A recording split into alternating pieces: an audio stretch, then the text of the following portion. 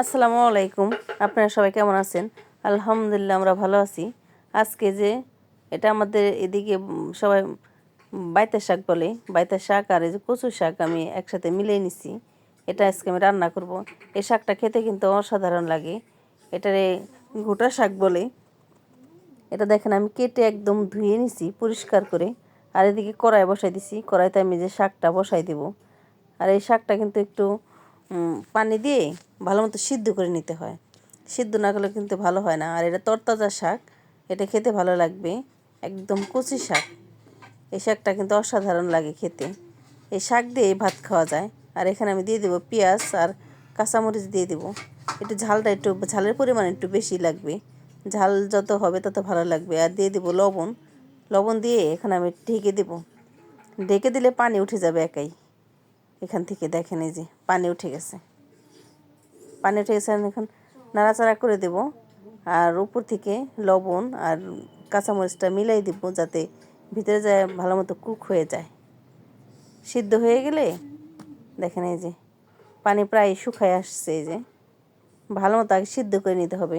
আগেই কিন্তু করলে কাজ গোটা দিলে কাজ হবে না। যখন আমি শাকটা সিদ্ধ হয়ে যাবে তখন এই যে ওরণ, এরকম একটা ওরণ আছে, এটা আমরা ওরণ বলি। আমাদের এখানে এটা ওরণ বলে, আপনাদের ওখানে কি বলে জানাইতে পারেন। আর এটা দিয়ে আমি একটু ভালো মতো নেড়ে নেব। দেখেন একদম মিহিন করে কিন্তু একবারে ঘোটা ঘোটা করে নিছি। আর এখানে আমি বাগার দিয়ে দিব। আর এখানে যে শুকনা মরিচটা একটু ভেজে রাখবো, শুকনা মরিচটা ভেজে রেখে দিলাম, ওটাই শাক দিয়ে এমনি খাবো। আর এখানে দিয়ে দিলাম তেজপাতা আর হলো শুকনা মরিচ 2টা আর রসুন কুচি। শাকে একটু তেল বেশি লাগে। এটা দিয়ে আমি একটু বাদামি কালার করে নেব। এই বাগার দিলে এই রসুন তো লাগবে অবশ্যই। আর এটা খেতে কিন্তু অসাধারণ লাগে। দেখেন এরকম করে শাক খেলে, যে কোনো শাক এরকম করে, লাল শাকও ভালো লাগে কিন্তু বাইতা শাকটা বেশি মজা লাগে। আমাদের এদিকে বাইতা শাক বলে। এই বাদামি কালার হয়ে গেছে। আর এখন আমি শাকটা দিয়ে দেব।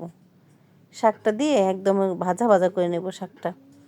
আর যে শাকের ভিতরে যে পানি আছে, পানি যেতে থাকবে সেটুকু পানি আমি একবার শুকাই নেব।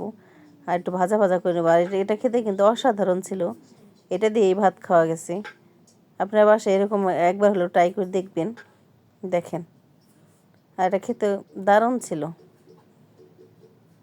একদম এই যে ভাজা ভাজা করে নিচ্ছি আমি। দেখেন পানিটা কিন্তু একদম শুকাই গেছে। আর এখন এই যে নামিয়ে নেব। দেখেন কতটা সুন্দর আর পারফেক্ট কালারও রয়ে গেছে। কালার কিন্তু হয়ে যায় নাই, সবুজ কালারে রয়ে গেছে। দেখেন অসাধারণ হয়েছে। আর উপরে আমি যে শুকনো মরিচ দিয়ে দেবো কয়েকটা।